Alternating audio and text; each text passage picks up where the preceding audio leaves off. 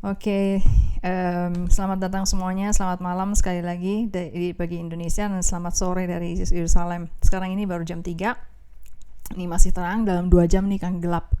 Jam 5 ini udah gelap. Oke, saya ulang sedikit, mikveh dan topik hari ini adalah mikveh versus baptis, konsep menyelam dalam Yudaisme. Jadi tadi saya mengatakan bahwa di dalam kekristenan mereka mengenal yang disebut dengan baptis. Tetapi baptis itu sebenarnya berasal dari konsep Torah, berasal dari Yahudi. Tapi bedanya apa? Kita akan membahas hal ini.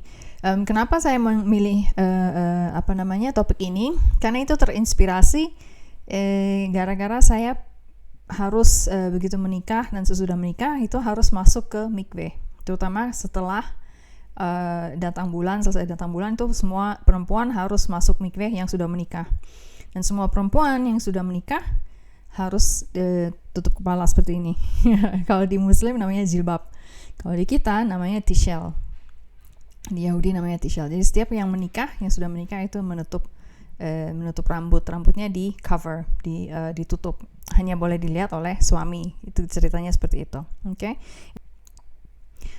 Kapan seseorang itu disuruh masuk ke dalam mikveh atau baptis atau dalam kolam mikveh? Di dalam Taurat ada beberapa kondisi, yang diwajibkan untuk masuk ke mikveh, yaitu misalnya seorang wanita yang nidah itu artinya seseorang yang baru selesai datang bulan. Kemudian selesainya itu bukan 7 hari ya, selesainya itu 7 hari plus 5 hari plus 7 hari. Jadi ada 12 hari tidak bisa berhubungan sama istri sampai akhirnya masuk ke dalam kolam mikveh, baru boleh menjalani hidup seperti biasanya. Itu wanita yang nidah harus masuk ke mikveh sekali sebulan.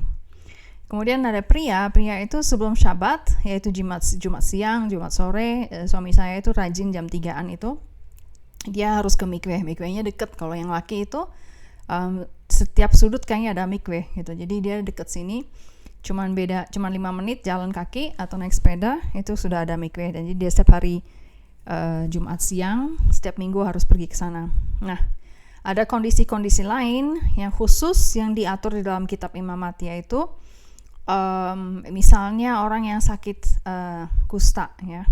Di Imamat 14 ayat 9 kita bisa melihat ini ayat-ayatnya saya tuliskan.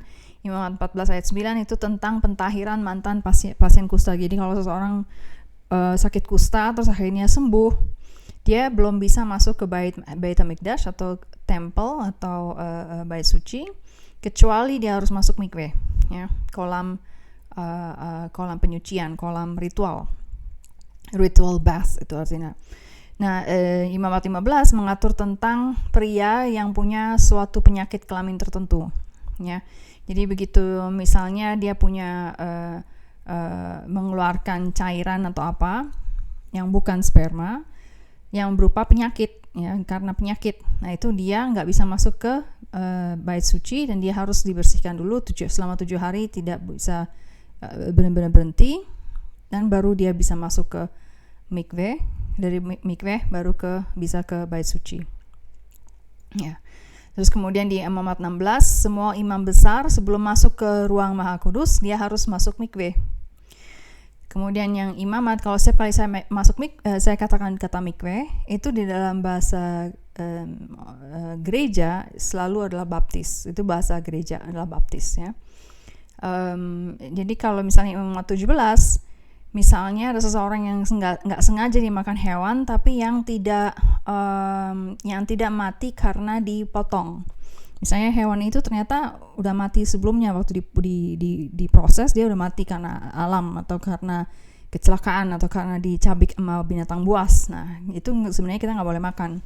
Tapi kalau ternyata kita nggak sengaja, kita nggak tahu dan ternyata makan dan akhirnya dikasih tahu bahwa ini hewan yang mati sebelum di-shecht, sebelum dipotong, kita harus masuk mikveh juga. Ya.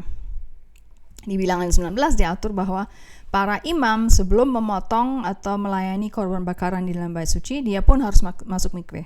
Oke. Jadi di dalam Yahudi, mikveh itu bukan sesuatu yang terjadi sekali seumur hidup. Kalau orang yang non-Yahudi dia menjadi Yahudi, ya misalnya ya, dia pun harus masuk mikveh, ya masuk mikveh dia.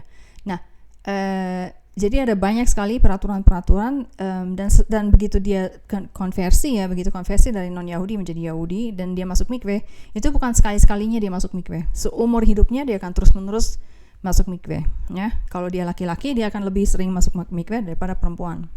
Perempuan kan kewajibannya cuma sekali sebulan. Ya, beda dengan di kekristenan misalnya konsep mikveh atau baptis hanya sekali seumur hidup, yaitu pada saat misalnya seseorang terima Yoshke atau terima Tuhan mereka. Ya, jadi begitu mereka terima, mereka membiarkan dirinya dibaptis. Dan mereka dibaptis selesai dan tidak terjadi lagi baptisan tersebut.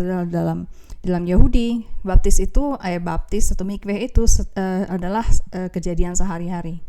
Dan mikveh di dalam kolam mikveh di Israel, terutama di Israel ya, ada banyak banget gitu ya. Banyak sekali yang cewek dan yang buat laki-laki dan yang perempuan itu beda. Obviously beda tempat. Yang laki seperti ini, yang perempuan seperti ini. Biasanya yang perempuan jauh lebih bagus, jauh lebih indah, jauh kayak spa, kayak kamar mandi hotel, terus tempat kolamnya juga enak gitu, rapi gitu, bersih, kayaknya bagus gitu, nyaman. Sementara mikvehnya orang laki-laki dia lebih lebih seadanya gitu. Misalnya mau masuk air, ya tuh air masuk aja tuh. Mau taruh barang itu ada bangku gitu. Jadi nggak ada bagus-bagusnya gitu, nggak ada manis-manisnya. Tapi kalau misalnya mikveh perempuan, namanya juga perempuannya, dia banyak-banyak merasa mau dimanja gitu. Dia bentuknya tuh kayak spa, masuk ke dalam tuh wangi kayak spa. Terus setiap ruangan ganti baju, buka baju itu ada toiletnya, ada bathtubnya. Bathtub itu bahasa Indonesianya apa ya?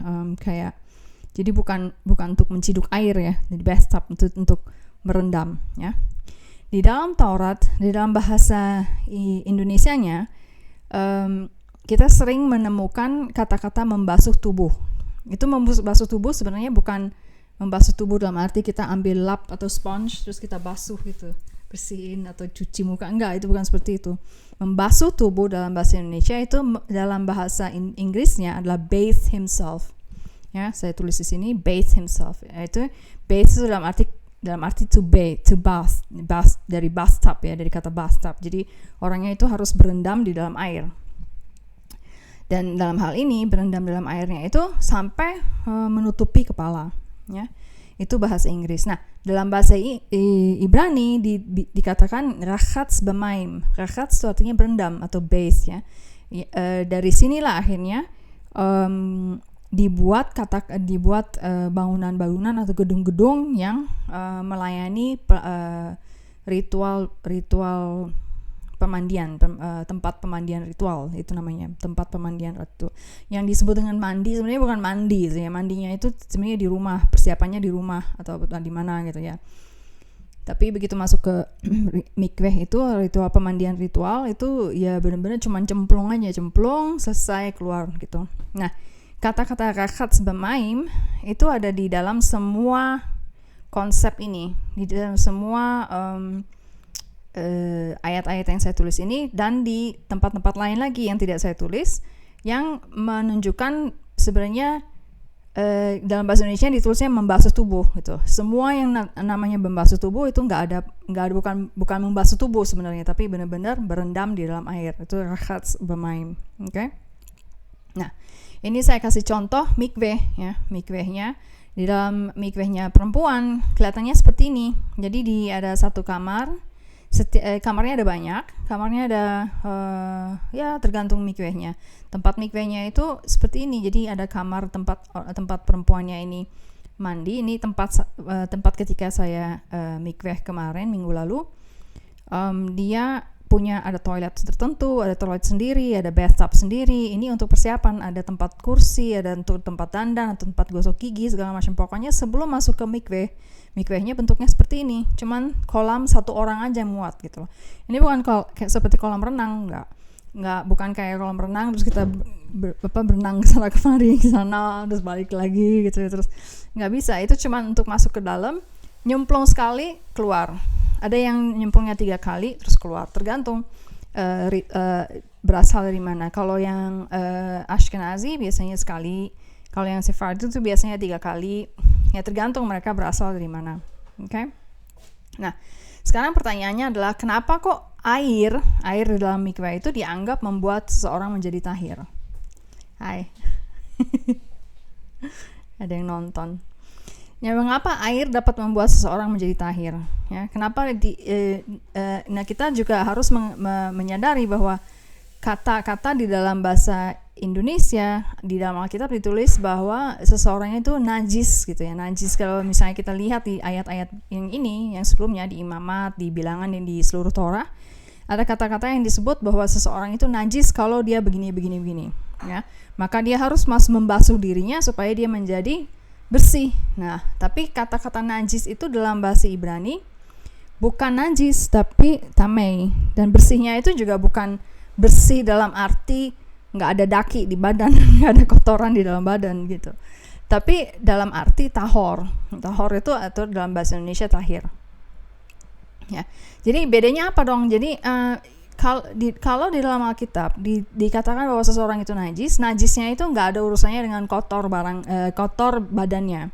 Badannya itu nggak ada yang kotor sama sekali. Tidak ada ide kotor gitu loh. Jadi kalau seseorang wanita yang datang bulan, dia ada nidah, dia statusnya nidah dalam 12 hari misalnya, maka dia itu bukan najis dalam arti dia kotor, menjijikan ya.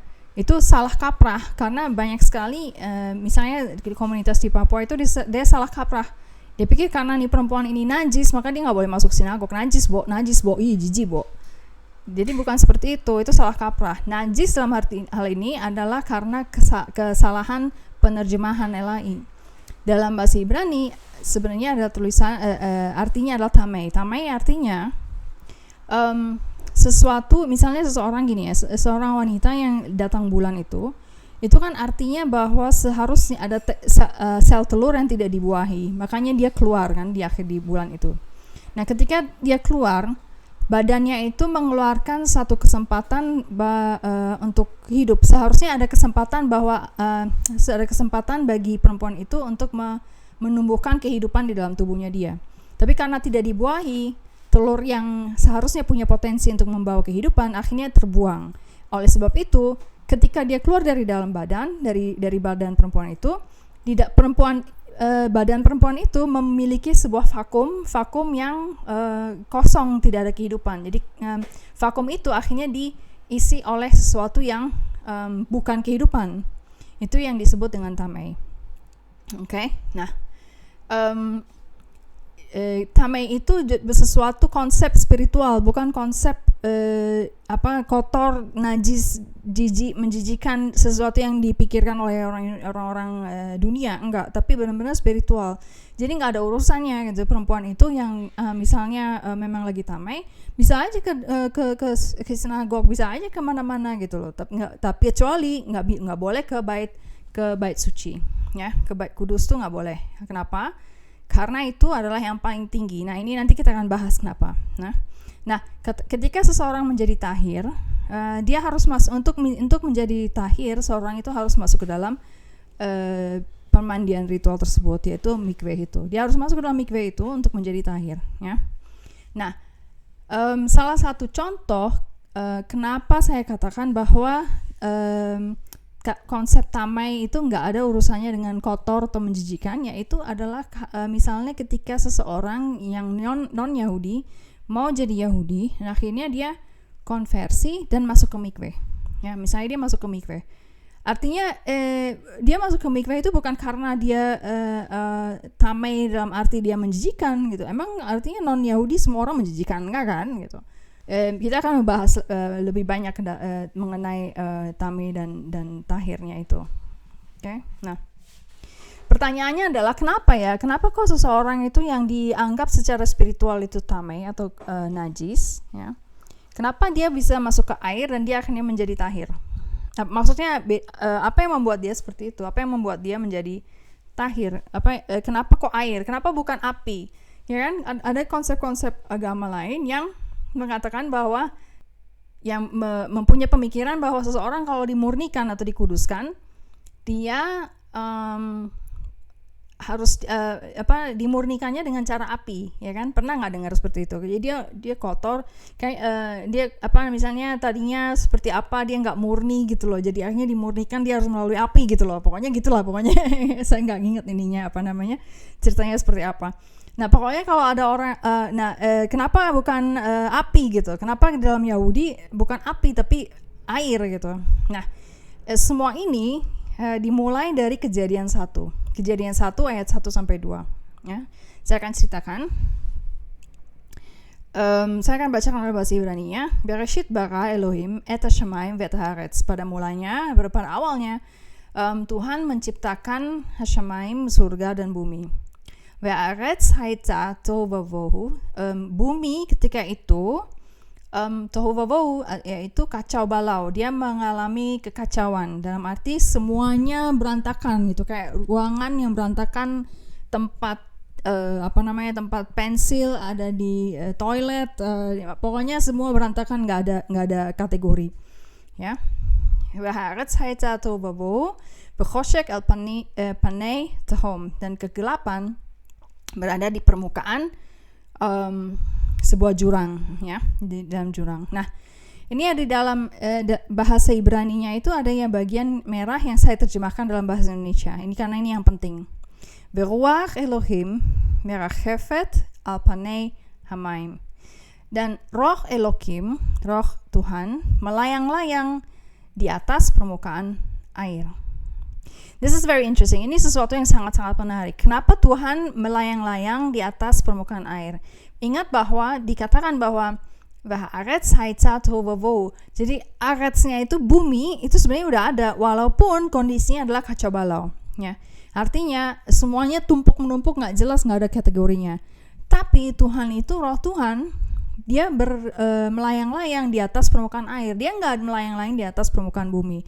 Dia nggak melayang-layang di atas permukaan tanah. Dia nggak melayang-layang di atas permukaan api misalnya. Tapi di air. Nah, why? Ada satu lagi, setelah di hari pertama dia menciptakan cahaya atau light gitu ya.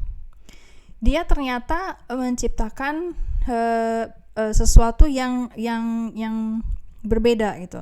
Dia bukan menciptakan atau memisahkan, ya. Kita lihat hari kedua dia bikin apa. Yomer Elohim yehi rakia betoch hamayim. Kata Tuhan, jadilah cakrawala di tengah-tengah air. Jadi ingat bahwa dia di ayat 1 dikatakan bahwa dia melayang-layang, rohnya dia melayang-layang di atas air. Nah, tiba-tiba dia memerintahkan supaya ada cakrawala dan sehingga air itu memisah, ya. Wahi ma'avdil ben maim malamaim. Jadi dia memisahkan antara air dan air. Bagaimana cara memisahkannya? Air yang di atas naik ke atas, air yang di bawah turun ke bawah. Dengan demikian, tiba-tiba ada cakrawala, ada air yang di atas dan ada air yang di bawah bumi. Dan ketika pemisahan itu terjadi, apa yang muncul? Daratan muncul, ya. Nah, sekarang apa yang dimaksud? Nah, apa yang sedang terjadi di sini? Waktu saya menjelaskan hal ini, apa yang sedang kita bayangkan? Nah, waktu dikatakan bahwa roh Tuhan itu sedang melayang-layang di atas permukaan air, sebenarnya dia hendak menjelaskan bahwa elemennya Tuhan adalah air. Bukan berarti air itu adalah Tuhan, ya, tapi elemennya dia adalah air, ya. Nanti kita akan bahas maksudnya apa elemennya dia. Hadiratnya Tuhan itu ada di air. Elemennya, dunianya Tuhan adalah di air, ya. Ada banyak sekali referensi mengenai hal itu di dalam Torah. Tapi kita akan membahas cuma beberapa contoh aja. Dan ketika dia mengatakan di ayat 6 di hari kedua bahwa dia menciptakan cakrawala dan memisahkan antara air di atas dan air yang di bawah, sehingga muncullah daratan. Yang dia lakukan adalah ketika itu dia mengundurkan diri sedikit, ya, mengundurkan diri supaya apa? Supaya ada tempat bagi makhluk lain. Karena pada saat itu sebelum penciptaan, yang ada kan cuma Tuhan, ya kan? Nah sekarang dia mau menciptakan manusia, dia mau menciptakan binatang dan tanaman dan seterusnya. Jadi bagaimana caranya? Jadi Tuhan mengundurkan diri untuk bisa ada muncul daratan, sehingga bisa muncul kehidupan lain tuh bisa hidup di situ, ya. Jadi nggak penuh, dunia ini nggak penuh dengan Tuhan, tapi dia mengundurkan diri supaya ada muncul kehidupan lain, ya. Itu juga yang selalu terjadi waktu saya kursus untuk persiapan kala. Persiapan kala itu persiapan pengantin wanita bagi Yahudi. Diajarkan di situ bahwa ketika misalnya menikah, masing-masing individu itu harus mengundurkan diri atau merendahkan diri. Dalam bahasa Indonesia disebutnya merendahkan diri. Mengundurkan diri, kenapa? Karena kalau kita penuh dengan ego kita, orang lain nggak ada tempat gitu loh di dalam kehidupan kita. Tapi kalau kita mengundurkan diri atau merendahkan diri, jadi kita mengizinkan orang lain untuk hidup di hidup kita juga, untuk exist di hidup kita. Okay? Dan itu yang dilakukan oleh Tuhan. Jadi Tuhan siap-siap untuk menciptakan manusia dan semua binatang dan semua tanaman, maka dia mengundurkan diri. Jadi maim dan maim, air dan air terpisah dan daratan muncul. Okay? Nah, sekarang gini, ini ada beberapa contoh. Kita lihat bahwa di dalam Habakuk 2 ayat 14 dikatakan bahwa sebab bumi akan penuh dengan pengetahuan tentang kemuliaan Tuhan seperti air yang menutupi dasar laut. Air selalu di dalam Yahudi, air itu ibaratnya adalah Tuhan. Ya. Jadi dikatakan bahwa pada saat nanti di akhir zaman, pada saat Mesias datang, tiba-tiba seluruh bumi itu akan penuh dengan pengetahuan akan Tuhan, bukan kemuliaan Tuhan. Dalam bahasa Ibrani sebenarnya pengetahuan akan Tuhan. Penuh sekali, saking penuhnya itu seperti air yang menutupi dasar laut. Jadi diibaratkan dengan air, jadi bukan diibaratkan dengan api. Kenapa air? Karena itulah elemennya Tuhan. Dia hadir di dalam air. Air itu adalah menjadi simbol atau lambang bahwa itu dunianya Tuhan gitu. Jadi dia dengan mengatakan bahwa seluruh bumi itu penuh dengan air atau menutupi dasar laut, itu menunjukkan bahwa dia akan memenuhi seluruh bumi ini lagi gitu loh. Sama seperti ketika roh Tuhan di ayat 1 Kejadian 1 tadi,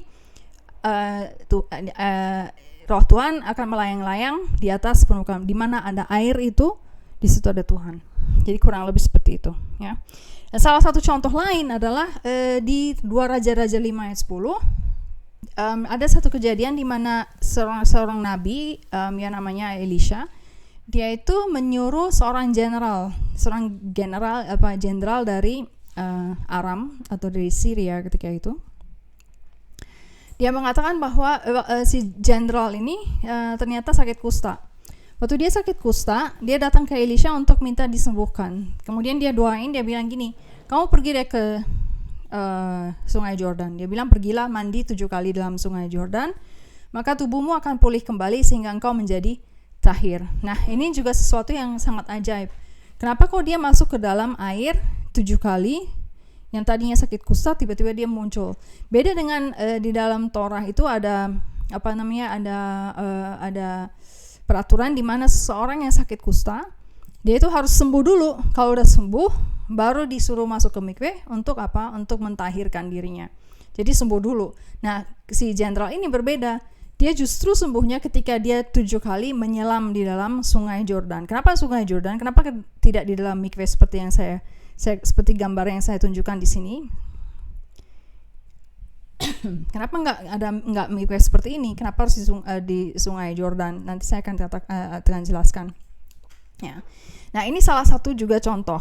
Ini menunjukkan bahwa di sini manifestasinya adalah bahwa Tuhan itu Tuhan itu ada di dalam elemennya dia. Elemennya dia adalah air. Sama dengan kita, elemen kita adalah daratan. Kita bukan makhluk yang bisa hidup di bawah air. Kita bukan makhluk yang bisa hidup di bulan misalnya.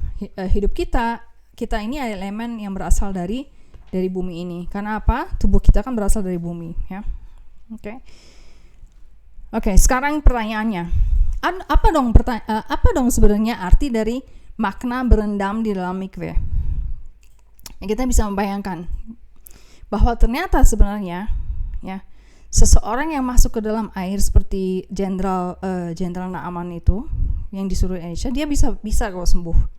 Terus kita lihat bahwa ada profesi, ada nubuat bahwa bumi akan penuh dengan kemuliaan Tuhan seperti air yang menutupi dasar laut. Jadi, dan kita melihat bahwa di dalam Kejadian 1 roh Tuhan itu melayang-layang di atas air. Maksudnya sebenarnya apa gitu?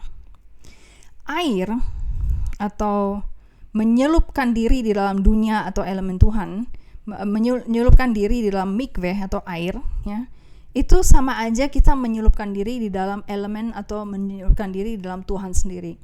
Bukan menyelupkan diri di dalam, beda dengan kalau seseorang bayi yang lahir dari kandungannya, dia kan sebelum lahir itu kan dia berada di dalam air, di dalam rumahnya, di dalam airnya dia ya. Itu berbeda, mirip seperti itu tapi berbeda. Karena apa? Ini Tuhan sendiri gitu loh. Jadi begitu kita masuk air, itu Tuhan sendiri. Tapi masalahnya, nah ini yang paling mengagumkan. Jadi waktu setiap kali seorang wanita ya, yang misalnya tadinya najis dalam tanda petik atau tamai, bukan najis karena kotor ya, tapi najis karena tamai dalam arti secara spiritual. Ketika dia dalam kondisi statusnya tamai seperti itu, dia masuk ke dalam mikveh itu seperti merestorasi kondisinya dia. Yang tadinya ada vakum, tidak ada kehidupan, kan ingat ya, kenapa tidak ada kehidupan? Karena ketika dia seseorang itu datang bulan, itu kan telur yang tidak dibuahi berarti terbuang, ya, tidak jadi kehidupan. Karena tidak jadi kehidupan, terdapat sebuah vakum di dalam dirinya dia, sehingga sesuatu yang tamai bisa masuk. Nah, ketika dia masuk ke dalam mikveh, dia sebenarnya mencelupkan diri ke dalam Tuhan gitu. Mencelupkan diri ke dalam dunianya Tuhan lagi. Itu maknanya. Jadi seseorang yang misalnya seorang pria yang mau siap-siap untuk menyambut Syabat ya, dia akan masuk ke mikveh karena apa? Dia mau memfokuskan dirinya sendiri untuk masuk ke dalam hadirat Tuhan, masuk ke dalam dunia Tuhan, masuk ke dalam air itu sama aja dengan dia masuk ke dalam elemennya Tuhan itu. Bisa bayangkan nggak? Dan sama semuanya seperti itu. Semua yang sakit kusta atau semua yang melakukan kesalahan apakah yang menjadi najis kayak dalam menjadi apa segala macam, ketika dia masuk ke dalam air, masuk ke dalam mikveh, itu membereskan semuanya. Karena apa? Dia akan kembali masuk ke dalam kekudusannya Tuhan. Itu dahsyatnya di situ. Nah, itu sebabnya ya. Kenapa di dalam semua gedung-gedung mikveh di seluruh dunia, airnya itu bukan air kolam. Kalau bedanya dengan kolam renang, tempat orang-orang Kristen misalnya membaptiskan diri, kolam renang itu nggak ada hubungannya, dia udah terpisah dari alam, ya kan? Dia udah terpisah dari air yang alami. Mikveh itu sumber airnya adalah harus maim chaim. Maim chaim artinya dalam bahasa Indonesia air hidup. Kenapa disebut air hidup? Karena airnya itu masih bersirkulasi di dalam. Jadi mikveh itu sumber airnya ada beberapa macam, yaitu air hujan, air laut, atau air dari mata air. Jadi kalau misalnya di pegunungan kayak di Yerusalem, berarti airnya di dalam gedung-gedung mikveh itu berarti adalah berasal dari air dari mata air. Kalau misalnya mikvehnya misalnya di Sydney di Australia, mikvehnya itu dekat laut. Jadi airnya itu bisa diambil dari air laut. Atau kalau misalnya di daerah tropis yang banyak hujan, misalnya di Singapura, mikvehnya itu bisa ngambil airnya dari air hujan. Tapi itu tidak berhenti ditampung di situ. Air yang masuk ke dalam mikveh itu akhirnya dialirkan lagi keluar. Jadi dia terus mengalir. Itu air hanya untuk sementara aja ditampung supaya kita bisa nyelup. Habis itu airnya jalan lagi keluar, muter terus. Jadi itu bukan sesuatu plumbing atau suatu konstruksi yang seperti kolam renang yang sama sekali terputus dari air sumber air alam gitu. Tidak seperti itu, ya. Itu bedanya. Jadi ketika seorang Yahudi, seorang non Yahudi misalnya masuk ke dalam mikveh untuk menjadi Yahudi katakanlah, ketika dia masuk ke dalam mikveh, dia bukan masuk ke dalam suatu kolam yang mati, tapi kolam yang mati adalah seperti swimming pool ya, atau seperti kolam renang atau seperti air yang di dalam bathtub. Karena kalau orang air di dalam bathtub, air di dalam swimming pool itu kan benar-benar terputus koneksinya ya dengan air alam. Nah, contoh ya, kalau misalnya di negara-negara kayak seperti Indonesia atau negara-negara Arab yang Muslim yang tidak ada infrastruktur Yahudinya, ada mikveh yang bisa diterima, ya, ada mikveh yang bisa diterima. Kalau selama di Indonesia mereka yang udah menikah, dia harus masuk ke mikveh itu, misalnya di laut, di sungai, di danau, ya. Nah, itu juga sebabnya kenapa Elisha ketika jenderal itu sakit datang ke dia minta disembuhin, dia suruh si jenderal itu untuk masuk ke dalam mikveh. Tapi mikvehnya itu bukan di gedung seperti yang saya tunjukin. Dulu kan ada. Ini kan misalnya contoh ya yang kita lihat sekarang di layar. Ini adalah contoh dari bangunan mikveh di Masada. Ini zaman dahulu kali, ribuan tahun yang lalu, ya, di Masada 2000 tahun yang lalu. Jadi mikveh itu kadang-kadang bisa berbentuk memang udah berbentuk bangunan, udah dibuat seperti secanggih sekarang, walaupun mungkin sekarang lebih canggih gitu. Sekarang kan ada heater, sekarang airnya bisa dihangatin gitu kan. Kalau dulu mungkin nggak bisa ya.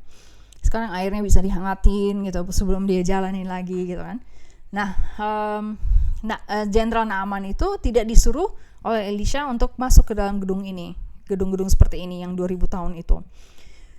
Dia disuruh masuk ke dalam sungai. Kenapa? Karena sungai adalah sumber air yang alami, di mana roh Tuhan melayang-layang di atasnya. Di ayat Kejadian 1 kan seperti itu kan. Nah, itu sebabnya dia diizinkan untuk masuk ke sungai. Jadi sekarang pun bagi mereka yang tidak punya mikveh di sekitarnya atau di dekat rumahnya, ya cara untuk bisa ke mikveh itu adalah misalnya ke sungai atau ke laut atau ke danau, pokoknya sumber atau misalnya kalau ada mata air yang bikin danaunya juga ada danaunya gitu, itu bisa cemplung di situ. Nah, kondisinya adalah masalahnya kalau di luar di alam kondisinya adalah orang nggak bisa masuk ke dalam mikveh itu dengan memakai baju. Dia harus benar-benar telanjang, ya, nggak boleh pakai perhiasan, tidak boleh pegang apa-apa. Tidak ada ketika dia masuk ke dalam kolam, dia benar-benar telanjang bulat, ya, laki-laki maupun perempuan semuanya telanjang bulat. Dan dia masuk benar-benar sampai airnya menyelingkupi. Nah, yang lebih detail lagi, bukan cuman bersih dari baju, tapi bersih dari segala kotoran. Jadi orang yang mau masuk mikveh biasanya akan membersihkan diri benar-benar, harus bersih dari dakinya, dari apa segala, dari kerak-kerak apa segini segala. Itu harus benar-benar dibersihin. Karena apa? Karena kotoran itu nggak boleh sampai menghalangi airnya Tuhan untuk menempel di badan kita. Jadi nggak boleh ada penghalang antara air dengan tubuh, ya. Itu maknanya. Nah, kalau di pembaptisan agama lain itu kan dia penuh ya, fully clothed, jadi benar-benar pakai baju benar-benar gitu, sama sekali nggak ada telanjang karena rame-rame juga gitu kan, orang kan malu. Nah, kalau mikveh yang sebenarnya, ini juga sama untuk konversi, kalau mau masuk ke dalam Yahudi seperti itu, dia akan benar-benar tidak pakai baju, ya, benar-benar untuk menjadi satu kembali dengan Tuhan, ya, dengan Tuhan, ya, dengan elemennya Tuhan, dunianya Tuhan. Nah,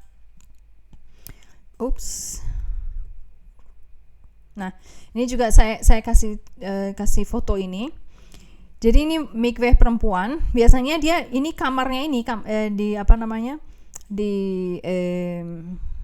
di balik pintu ini adalah tempat di mana perempuan itu mempersiapkan diri. Seperti yang saya katakan, ingat nggak bahwa yang saya tunjukin di situ ada toilet, ada bathtubnya, ada tempat untuk duduk, untuk membersihkan, untuk gosok gigi, membersihkan kosmetik dan seterusnya. Nah, begitu masuk ke dalam kolam, ada ibu-ibu yang akan bantu Dia hanya masuk ke dalam sini, daerah ini, dari ruang persiapan masuk ke sini, satu-satu masuknya ya. Jadi dia udah telanjang tapi ditutupin dengan anduk. Begitu dia mau masuk ke dalam, anduknya diambil dan dia masuk ke dalam, mencelupkan diri, mengatakan doa, terus langsung naik lagi ya. Jadi di sini air ini adalah air yang terkoneksi dengan sumber air alam ya. Entah itu dari mata air, atau dari air hujan, atau dari air laut, atau air dari sungai, itu diatur oleh nanti arsiteknya biasanya. Okay? Seperti itu. Nah, sekarang kita mau membandingkan. Bayangkan ya, pada zaman Nuh kan ada air bah ya. Pada zaman Nuh mereka itu dikatakan bahwa dunia itu jahat sekali. Mereka itu menjadi jahat sekali. Manusia itu hati manusia itu punya kecenderungan yang cenderung berbuat jahat aja. Itu kan katanya seperti itu, kurang lebih seperti itu, ya kan? Itu ada di Kejadian 7. Nah, Kejadian 5:6 ya, 5:6-7 atau 6:7. Nah, terus kemudian Tuhan menghukum seluruh bumi dan mengirimkan air bah. Jadi seluruh bumi itu akhirnya dimatikan, dibunuh dengan ditenggelamkan di dalam air, ya. Tapi bandingkan dengan Sodom dan Gomora misalnya ya. Sodom dan Gomora itu ternyata Tuhan hancurkan juga. Mereka sama-sama jahat. Tapi Sodom dan Gomora ketika dihancurkannya bukan dengan air, tapi dengan api dan belerang. Apa bedanya? Nah, perhatikan bahwa pada zaman Nuh, kalau Tuhan itu mengirimkan air bah itu memenuhi seluruh bumi. Ingat bahwa air itu adalah elemennya Tuhan. Dengan kata lain, ketika Tuhan mengirimkan air sebenarnya, dan airnya itu memenuhi bumi, ingat nggak Habakuk 2 mengatakan apa? Dia ada nubuatan bahwa seluruh bumi akan penuh dengan pengetahuan akan Tuhan seperti air yang memenuhi bumi. Jadi maksudnya apa?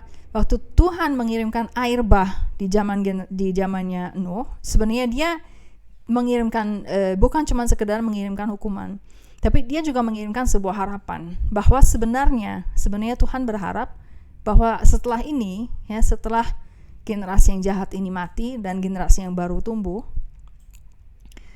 Tuhan berharap bahwa akhirnya seluruh pengetahuan tentang Tuhan akan memenuhi bumi seperti air.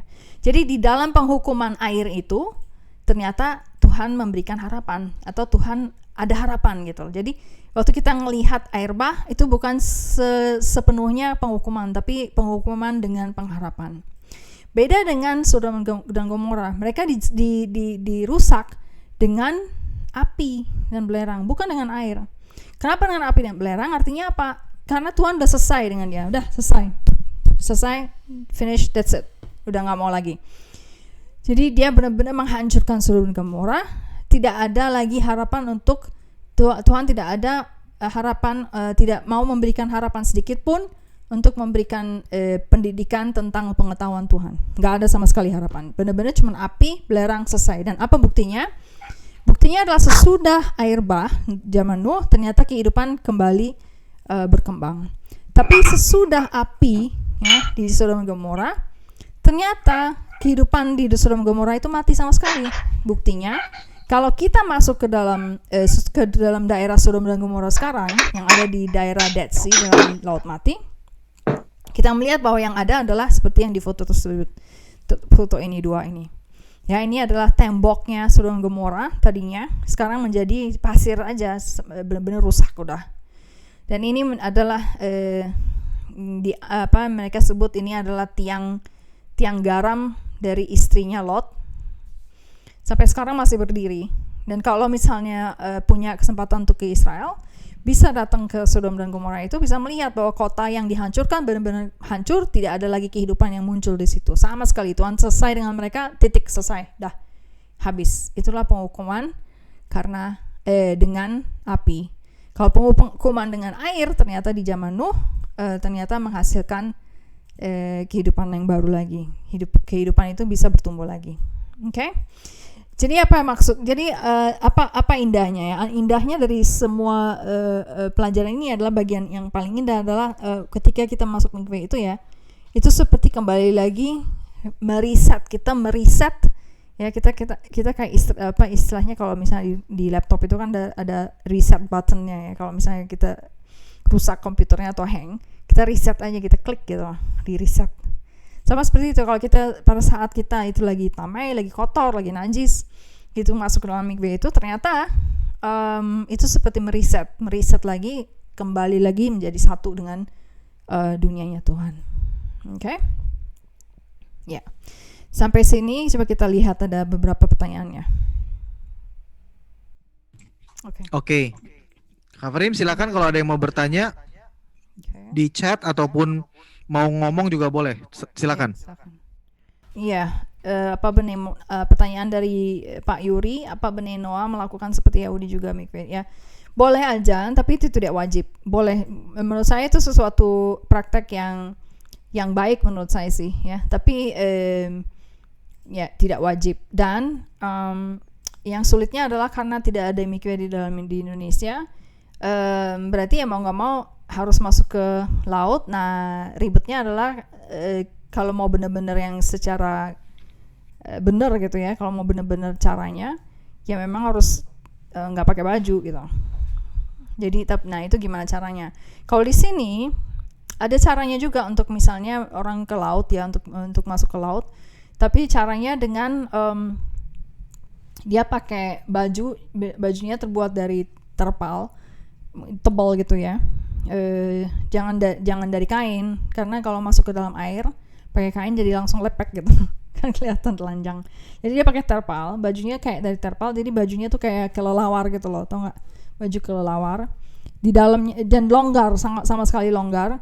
Di dalamnya, di bawah baju itu benar-benar tidak pakai baju apa-apa. Jadi masuk ke dalam air, memang terpalnya itu akan menggembung-gembung kan, karena ada air, terisi air. Nah itu yang mereka pakai biasanya kalau mereka yang mau ada aja orang-orang yang mau masuk menyelam di dalam air yang alami ya. Itu bisa seperti itu. Bisa aja bikin sendiri aja dengan baju kelelawar. Tapi sekali lagi jangan jadikan agama, jangan jadikan seperti kewajiban. Kalau mau silakan gitu. Jadi air mikveh yang disediakan di kolam harus selalu seperti itu. Air mikveh yang benar-benar kosher, yang tempat yang kosher adalah pasti asal airnya itu tidak berasal dari air ledeng. Bisa air ledeng, tapi air ledengnya itu dalam arti ngambil dari sumber air yang alami. Ada blessing khusus. Kalau untuk Bnei Noah masuk aja nggak apa-apa karena tidak ada blessing khususnya. Mikveh apakah dilakukan sampai usianya semua? Ada semua melakukan. Yang laki-laki terutama selama masih ada hari Syabat, selama itu juga dia akan melakukan. Kalau perempuan ya selama dia masih datang bulan ya selama itu juga dia melakukan. Dan bagaimana kalau suami istri tersebut ada penyakit yang tidak bisa melakukan? Penyakit, misalnya penyakit apa? Saya nggak ngerti nih penyakit apa. Mungkin rematik kali, kalau udah masuk itu dingin terus gimana gitu mungkin. Artinya sesuatu yang menghambat mikveh gitu loh, sehingga orang tidak bisa melakukan mikveh. Kalau di Yahudi sih pasti akan lakukan, mau nggak mau. Itu nggak ada nggak ada excuse ya. Nggak ada excuse. Terus udah gitu nggak ada nggak ada gitu istilah kalau nggak bisa menyelam percik aja deh gitu. Nggak bisa. Nggak ada gitu, nggak ada yang seperti itu. Okay. Terus ya kecuali mungkin lagi di rumah sakit di opnam kali ya, itu urusan lain gitu kan berarti ya. Kalau dia masih di opnam, maksudnya dia masuk ke mikveh itu kan ada dua alasan. Misalnya yang pertama, alasan untuk laki-laki kan karena dia masuk ke sinagog karena mas Syabat kan. Kalau di opnam kan memang nggak sinagog gitu. Kalau yang perempuan, kenapa dia masuk mikveh? Karena sesudah datang bulan itu, selesai datang bulan, dia sebelum bersentuhan dengan suaminya lagi, dia harus masuk mikveh. Kalau masuk opnam, emang mau ngapain sama suaminya, rumah sakit gitu ya, maksudnya ngerti kan? Jadi sebenarnya memang nggak perlu gitu loh. Kecuali kalau memang kembali ke kehidupan sehari-hari, nah baru dia masuk. Ini kita bicara tentang Yahudi ya. Kalau Bnei Noah kan tidak ada kewajiban. Jadi kalau mau sakit, kalau dia sakit nggak mau pergi nggak apa-apa juga gitu. Sehat nggak mau pergi juga nggak apa-apa. Ya kan? Apakah ada kata doa yang diucapkan pada setahu saya nggak ada, tapi mungkin kalau mau nanya sih coba Rabi Peres ya. Saya tahu saya nggak ada karena nggak diwajibkan sih ya. Kalau mau Ya, ikut-ikut, it's okay. betul. Ya buat apa? Pak Yohanes Senggi. Kalau air kolam dari alam dari mata air yang keluar itu bisa termasuk air kolam dari iya, seperti yang bilang misalnya kalau di gunung ya, di gunung itu kan suka ada air mata air ya. Terus mata airnya itu kan keluarin air, terus ada kolamnya gitu kan. Nah di situ juga itu bisa termasuk mikveh. Seperti yang saya katakan itu bisa termasuk, itu sah. Tapi sekali lagi kalau masuk ke situ ya memang harus telanjang. Jadi harus memikirkan gimana caranya supaya bisa masuk ke situ dengan telanjang tapi tidak bikin malu orang. Yang malu orang lain lihatnya, kitanya mungkin nggak bebel. Ada lagi?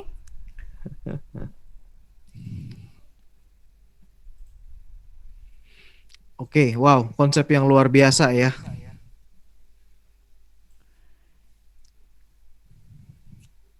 Ada, Kalau air itu ada kolam lagi dari tuh Pak. Tengah oh, malam. Oh, tengah malam. kalau air kolam dari mata air yang keluar itu bisa termasuk tengah malam. Maksudnya? Kok tengah malam? Maksudnya melakukannya tengah malam. Tadi kan Mora bilang Kak, tengah malam. harus telanjang. Bisa aja Kalau di, diisi. ya, Kenapa? Bisa aja. Terus nggak ada masalah apa dia masuk angin. Bisa sih, bisa aja tengah malam karena kalau yang wanita pun di sini selalu malam-malam kalau udah gelap kita baru masuk baru ke mikwe, ke apa namanya, ke tempat pemandian itu.